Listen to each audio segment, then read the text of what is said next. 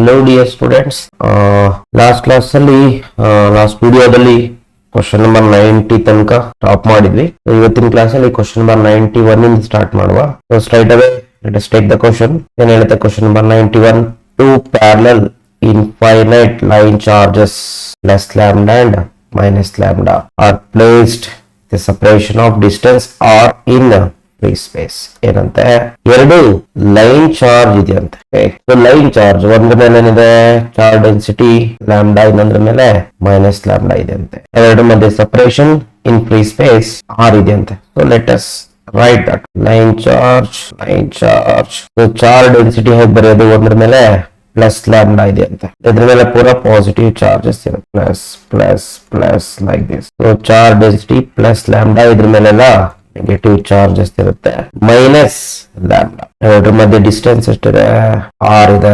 ನಾ in free space ಅಂತೆ, air medium ಇದೆ ಎರಡರ ಮಧ್ಯ. The net electric field exactly midway between the two line charges ಅಂತ ಕೇಳಿದ್ರೆ ಎಲೆಕ್ಟ್ರಿಕ್ ಫೀಲ್ಡ್ ಅನ್ನ ಕಂಡುಹಿಡಿಯಬೇಕು. We need to find the electric field. ಎಲ್ಲಿ?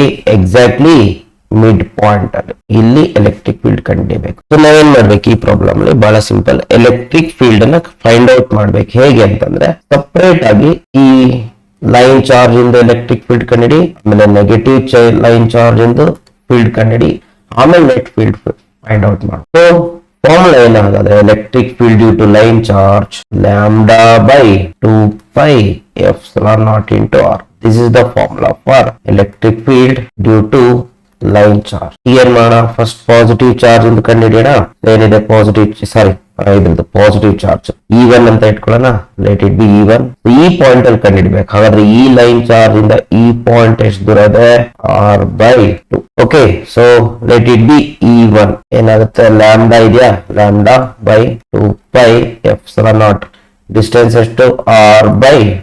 So lambda 2 epsilon constant. R ಅಂದ್ರೆ distance from the line charge to the point. So direction ಹಾಕೊಳ್ಬೇಕು ಇದಕ್ಕೆ, very important. ಇದು positive line charge ಆಗಿದ್ರೆ ಎಲೆಕ್ಟ್ರಿಕ್ ಫೀಲ್ಡ್ ಯಾವಾಗಲೂ ಯಾವ ಕಡೆ ಇರುತ್ತೆ? ಈ ಕಡೆ ಇರುತ್ತೆ. This is the direction of this line charge, away from the positive charge ಇರುತ್ತೆ ಯಾವಾಗಲೂ. Next negative charge find out ಮಾಡುವ. ಅದನ್ನ ಏನ್ ಮಾಡೋಣ? E2 ಅಂತ ಇಟ್ಕೊಳ್ಳೋಣ. E2. ಸೊ ಲ್ಯಾಂಬ್ಡಾ ಇದೆ, 2 ಎಪ್ಸಿಲಾನ್ ನಾಟ್ ಅದು ಕಾನ್ಸ್ಟೆಂಟ್. R ಅಂದ್ರೆ distance from negative charge density to the point. Definitely ಇಲ್ಲಿಂದ ಇಲ್ಲಿಗೆ ಎಷ್ಟಿರುತ್ತೆ? R/2, half. ಸೊ ಹಾಗಾದ್ರೆ ಇದು ಕೂಡ ಮ್ಯಾಗ್ನಿಟ್ಯೂಡ್ ಸೇಮ್ ಬರುತ್ತೆ, ಬಟ್ ಡೈರೆಕ್ಷನ್ ಬೇಕು ನಮ್ಗೆ. ಯಾವಾಗ್ಲೂ ಎಲೆಕ್ಟ್ರಿಕ್ ಫೀಲ್ಡ್ ಟುವರ್ಡ್ಸ್ ನೆಗೆಟಿವ್ ಇರುತ್ತೆ. ಹಾಗಾದ್ರೆ ಇದ್ರೆ electric field E2 towards it. So net field ಕಂಡುಹಿಡಿಯುವ. What is the net field? ಎರಡೂ ವೆಕ್ಟರ್ಸ್ ಒಂದೇ ಕಡೆ ಇದ್ರೆ ನೆಟ್ ಫೀಲ್ಡ್ ಏನಾಗುತ್ತೆ? ಆಡ್ ಅಪ್ ಆಗುತ್ತೆ. ಸೊ E1 ಪ್ಲಸ್ E2 ಆಗುತ್ತೆ. E1 plus E2. ಸೊ ಏನಾಗುತ್ತೆ?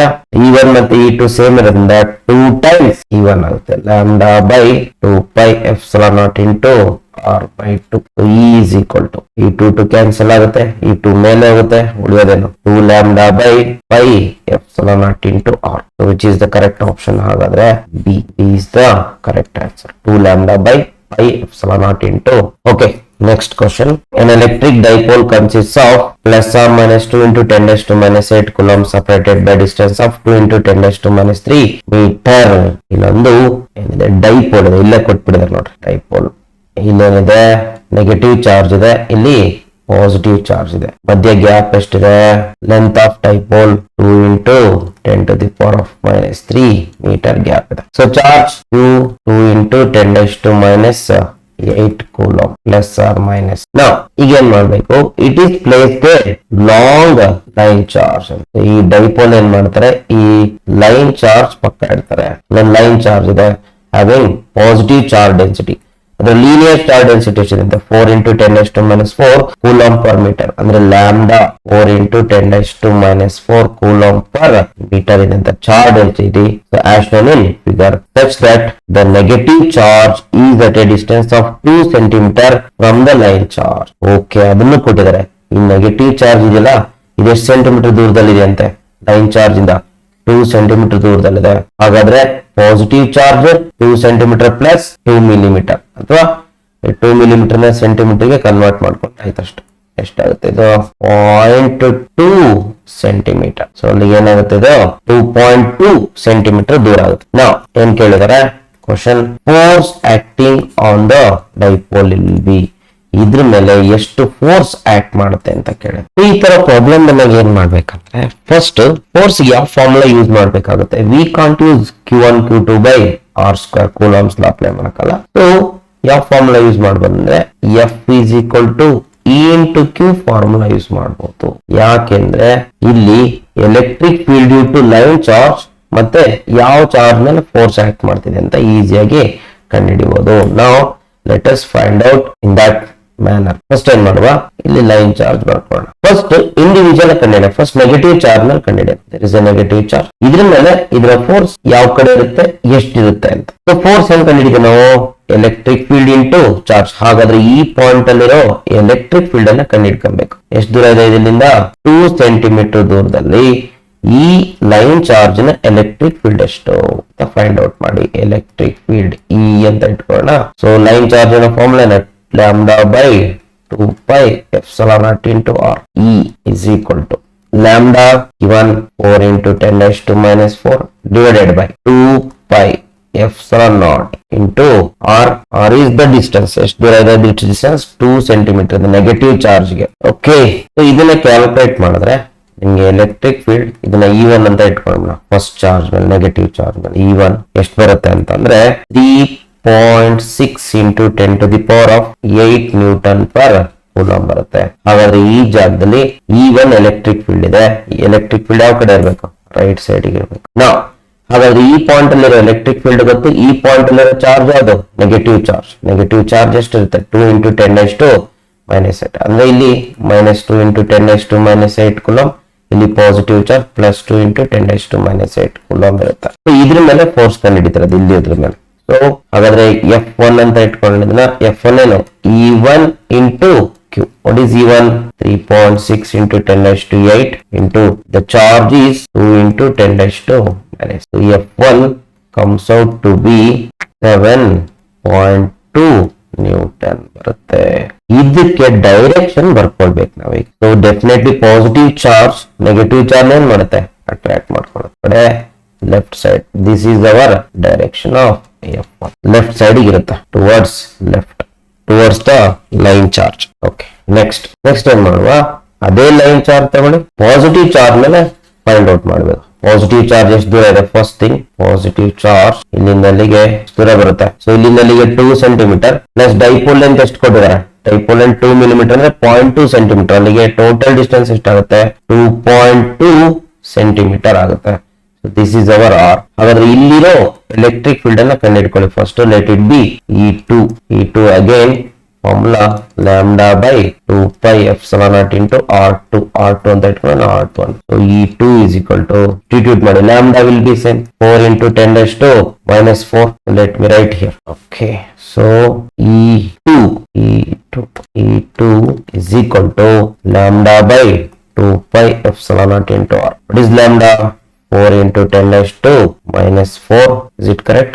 Yes, 4 into 10 raised to minus 4 divided by 2 pi epsilon naught into, what is R here? R is the distance, which is 2.2 into 10 raised to minus 2 meter. So E2 na calculate ಮಾಡಿದ್ರೆ E2 comes out to be 3.3 into 10 to the power of 8 Newton per coulomb ಬರುತ್ತೆ. ಹಾಗಾದ್ರೆ ಇಲ್ಲಿರೋ electric field E2.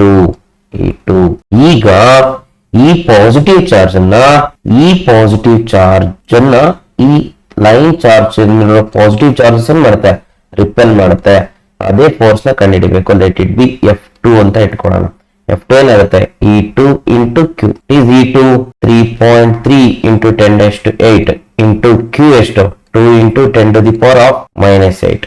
So ಅಲ್ಲಿಗೆ F2 comes out to be around 6.6 Newton ಬರುತ್ತೆ. So 6.6 Newton ಅಷ್ಟು force apply ಆಗ್ತಿದೆ. ಮೇಲೆ ಯಾವ ಸೈಡ್ ಇರುತ್ತೆ, ಪಾಸಿಟಿವ್ ಏನಾಗಬೇಕು, ರಿಪೆಲ್ ಆಗಬೇಕು. F2 will be towards right side. ಎಷ್ಟಿರುತ್ತೆ, 6.6 ಇರುತ್ತೆ, 6.6 ನ್ಯೂಟನ್. ಈಗ ನೆಟ್ ಫೋರ್ಸ್ ಕಂಡುಹಿಡಿಬೇಕು. ಸೊ ನೋಡ್ರಿ, ನೆಟ್ ಫೋರ್ಸ್ ಕಂಡುಹಿಡಿಯುವಾಗ ಫೋರ್ಸ್ ಗಳನ್ನ ಬರ್ಕೊಳ್ಳಿ ಅಷ್ಟೇ. ಇದು F1 towards line charge, F2 away from line charge. F2 ಎಷ್ಟಿರುತ್ತೆ, 6.6 ಇದೆ. F1 ಎಷ್ಟಿರುತ್ತೆ, 7.2 ನ್ಯೂಟನ್ ಇದೆ. So so net force definitely higher force ಕಡೆ ಇರುತ್ತೆ.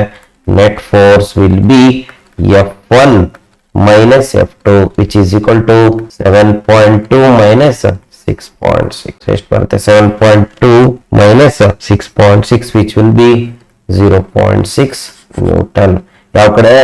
ಹೈಯರ್ ಫೋರ್ಸ್ ಕಡೆ ಬರುತ್ತೆ, ಅಂದ್ರೆ towards left towards line charge. ಹಾಗಾದ್ರೆ ಆಪ್ಷನ್ ಯಾವುದು? D option, 0.6 Newton towards the line charge. Next, question number 93. A long rod having linear charge density.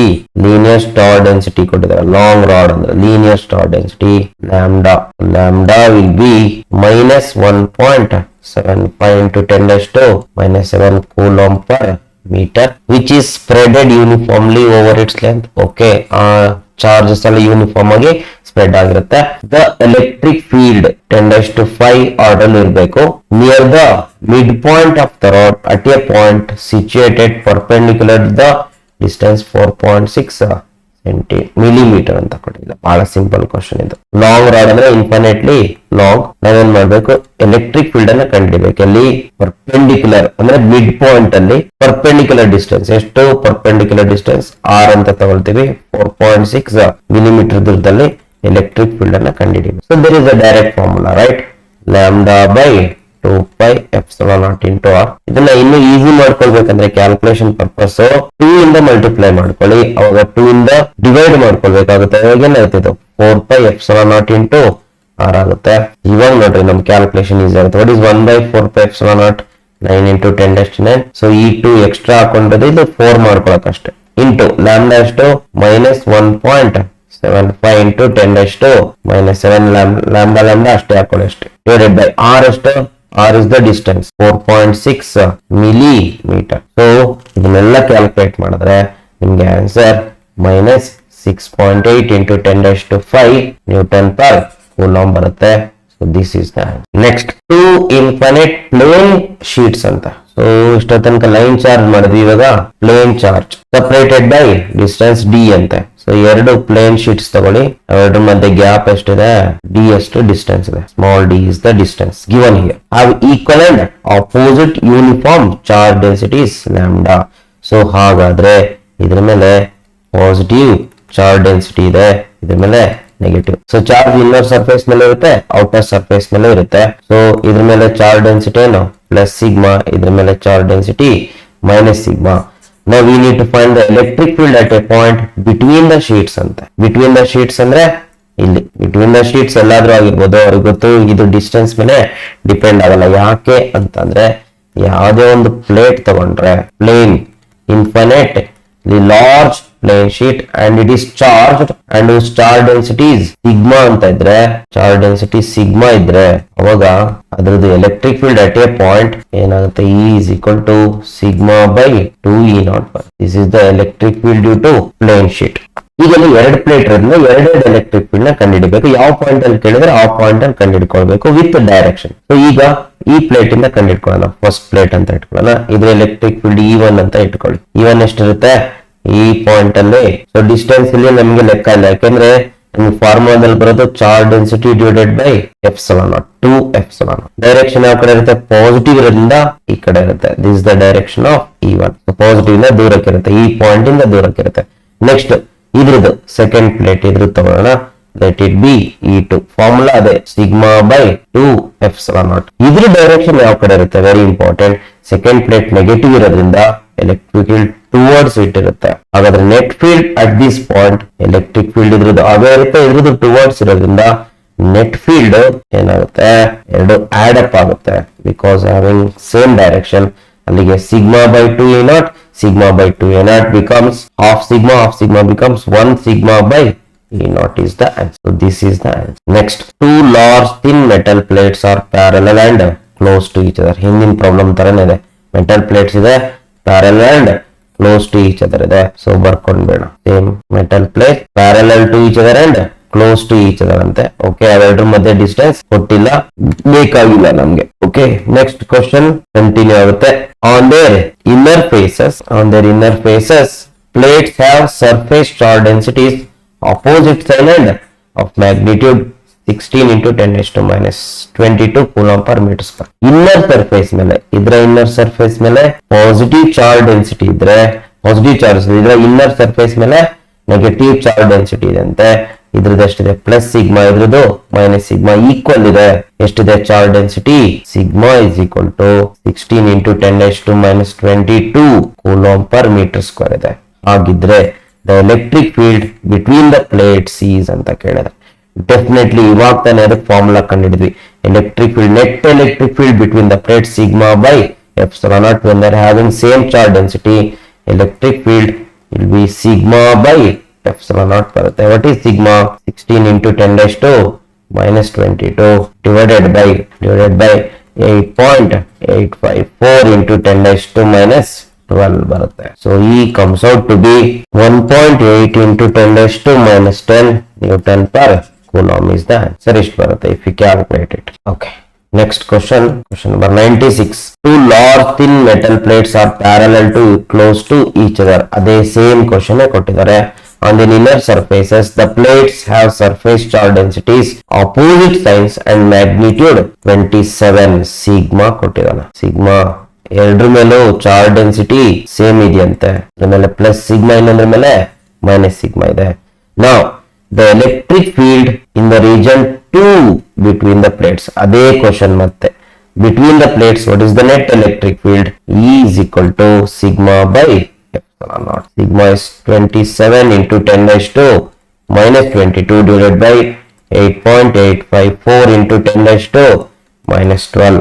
so it comes out to be 3.05 into 10 to minus 10 Newton per coulomb ಬರುತ್ತೆ. so this is the next question number 97. consider a thin spherical shell of radius or consisting of uniform surface charge density sigma. ಇದು spherical shell ಇನ problem. ಇನ್ನೊಂದು spherical shell ಇದೆಯಂತೆ, ಇದ್ರ ಮೇಲೆ surface charge density, ಇದರ radius will be equal to r. radius r ಇದೆಯಂತೆ, r is the radius. ಇದರ surface charge density sigma plus sigma ಆಗಿರ್ಬೋದು ಮೈನಸ್ ಸಿಗ್ಮಾ ಆಗಿರ್ಬೋದು, ಯಾವ್ದಾರ ಒಂದು ಯೂನಿಫಾರ್ಮ್ ಡಿಸ್ಟ್ರಿಬ್ಯೂಟ್ ಆಗಿರುತ್ತೆ. then the electric field at a point outside the shell at a distance x from its center. so center ಇಂದ x ಅಷ್ಟು ದೂರದಲ್ಲಿ outside small r, here r must be greater than r ಇರುತ್ತೆ.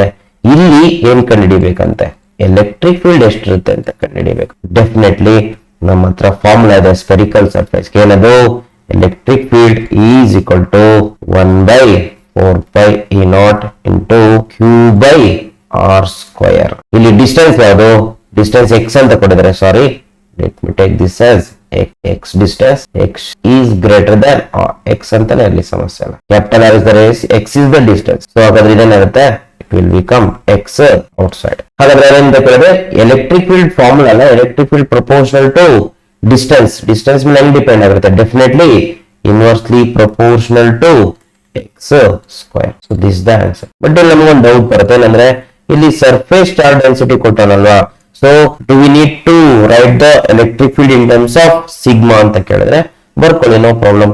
What is the formula for sigma? Charge by area. Charge by area ಏನಾಗುತ್ತೆ, R square ಆಗುತ್ತೆ. So ಬರ್ಕೊಳ್ಳಿ, no problem. write this formula in terms of sigma. E is equal to 1 by 4 pi epsilon. ಹಾಗಿರಲಿ, charge can be written as sigma into area by x square. so ಏನಾಗುತ್ತೆ ಅಲ್ಲಿಗೆ 1 by 4 pi epsilon naught sigma ಹಾಗಿರಲಿ 4 pi capital R square divided by x square. ಮತ್ತೆ ಏನಾಗುತ್ತೆ ಇಲ್ಲಿ 4 pi 1 cancel ಆಗುತ್ತೆ. Electric field ಎಷ್ಟು ಬರುತ್ತೆ, sigma numerator ಅಲ್ಲಿ into R square radius square divided by denominator epsilon naught into x square. ಮತ್ತೆ ಅದೇ answer ಬರುತ್ತೆ. Sigma constant, R constant, epsilon naught constant. It is proportional to 1 by x square ಬರುತ್ತೆ. So inversely proportional to distance square ಬರುತ್ತೆ. So again this is the answer. D is the option. Next question number 98.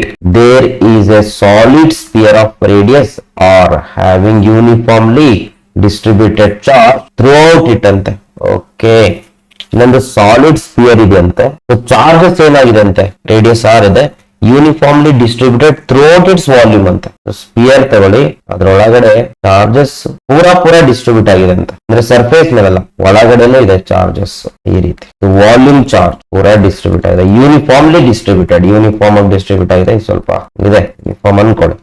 So ಹಾಗಿದ್ರೆ ಏನಂತ ಕೇಳಿದ್ರೆ, what is the relation between electric field E and the distance R from the centre? ಹಾಗಿದ್ರೆ relation ಏನು electric ಫೀಲ್ಡ್ಗೂ ಮತ್ತು ಡಿಸ್ಟೆನ್ಸ್ಗೂ? ಈ distance ಯಾವ ತರ ಇದೆ? Very important. R is less than R ಅಂತೆ. Distance R is less than the radius. Radius ಎಲ್ಲಿರುತ್ತೆ ನೋಡಿ, this the radius, right? So ಕೆಲಸ ಮಾಡಿ, ಬೇರೆ ಸ್ಪಿಯರ್ ತಗೊಂಡ್ಬೇಡ, ಕಾಣಿಸ್ತಾನೆ ಇಲ್ಲ ಈ ಸ್ಪಿಯರ್ ತಗೊಳ್ಳೋ. Let me delete this one. Okay, ಒಳಗಡೆ ಹಾಕೊಳ್ಳೋದ. ಓಕೆ, ಬರ್ತಾ ಇಲ್ಲ, ಪ್ರಾಬ್ಲಮ್ ಇಲ್ಲ. Delete. Okay, now this is the radius. Distance ಅಂದ್ರೆ which is less than r ಅಂದ್ರೆ we have to take smaller inside it. ಇದು smaller. ಸೊ ಇಲ್ಲಿ electric field ಎಷ್ಟಿರುತ್ತೆ ಅಂತ ಕಂಡುಹಿಡಿ. ಎಲೆಕ್ಟ್ರಿಕ್ ಫೀಲ್ಡ್ ಇರುತ್ತೆ ಅಲ್ಲಿ. Is there any electric field here? Yes, uniformly charge distribution ಇದ್ರೆ ಅಲ್ಲಿ ಎಲೆಕ್ಟ್ರಿಕ್ ಫೀಲ್ಡ್ ಇರಲೇಬೇಕು. ಎಷ್ಟೆಷ್ಟಿರುತ್ತೆ ನೋಡ್ರಿ, ನನ್ನ ಹತ್ರ ಇಲ್ಲೊಂದು ಇಲ್ಲಿಸ್ಟ್ರೇಷನ್ ಇದೆ, ಫಾರ್ಮುಲಾ. ಸೊ ಇಲ್ಲಿ ನೋಡ್ರಿ, uniformly charged conducting sphere. Suppose Q is the uniformly charged distributed radius R. then ಅಂತ ಕೇಳಿದ. ಔಟ್ಸೈಡ್ ನೋಡ್ರಿ, ಸೇಮ್ ಫಾರ್ಮುಲಾ ಬರುತ್ತೆ ಏನು?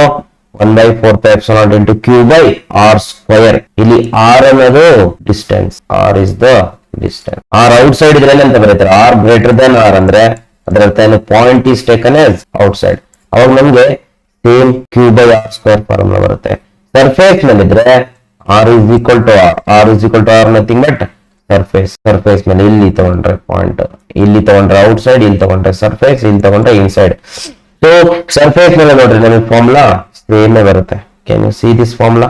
On the surface Q by R square ಆಗುತ್ತೆ, ಅಂದ್ರೆ radius is equal to R ಹಾಕೊಳ್ತೀವಿ. Next R less than R ಅಂದ್ರೆ inside the spear.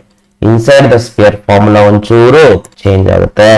ಏನಾಗುತ್ತೆ ನೋಡಿ ಇಲ್ಲಿ, electric field inside the sphere is equal to 1/4πε0 Q into small r by R cube, where R is the distance which is less than the radius. So ಹಾಗಾದ್ರೆ electric field inside the sphere ಇರುತ್ತೆ, ಯಾವ್ದು proportional ಇರುತ್ತೆ?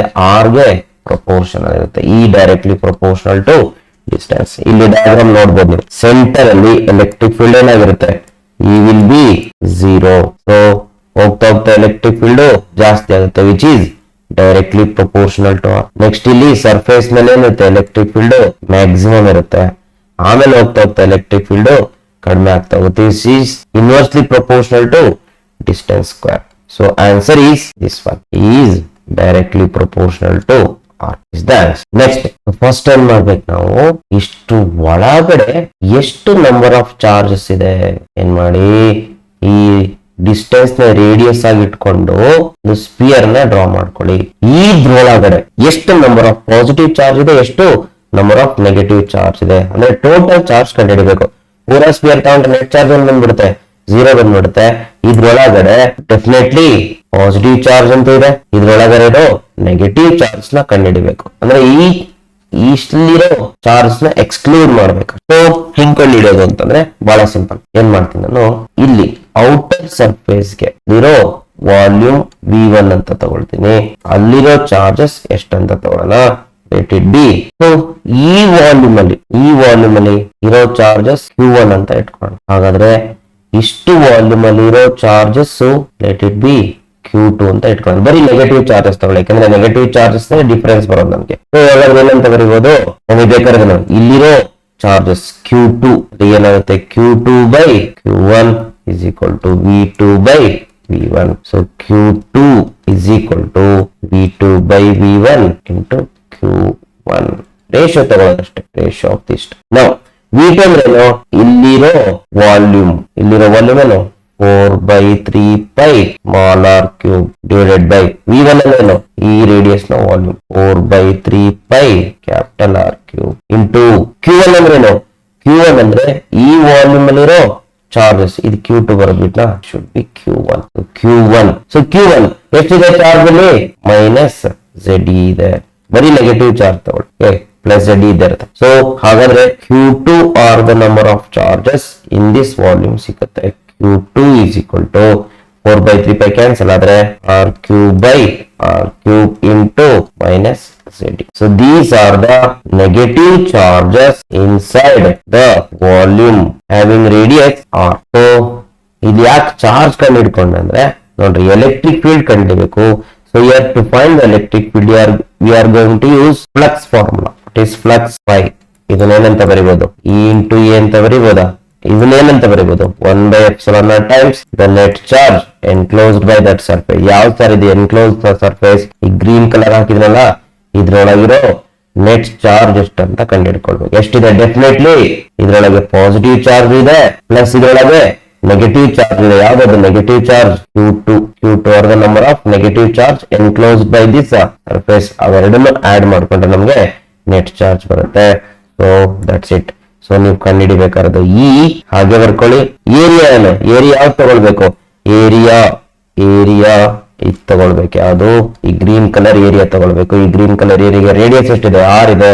ಹಾಗಾಗಿ area ಎಷ್ಟು ಬರುತ್ತೆ? 4 pi r square small r square is equal to 1 by epsilon naught time net charge. Very important ಇದೆ. Net charge ಆಗಿದೆ ಈ ಗ್ರೀನ್ ಕಲರ್ ಇದರೊಳಗೆ ಪಾಸಿಟಿವ್ ಚಾರ್ಜ್ ಇದೆ ಪ್ಲಸ್ ನೆಗೆಟಿವ್ ಚಾರ್ಜ್ ಇದೆ which is Q2. So E into 4 pi r square is equal to 1 by epsilon naught times plus ZE minus Q2 ಎಷ್ಟಿದೆ? R cube by R cube into ZE.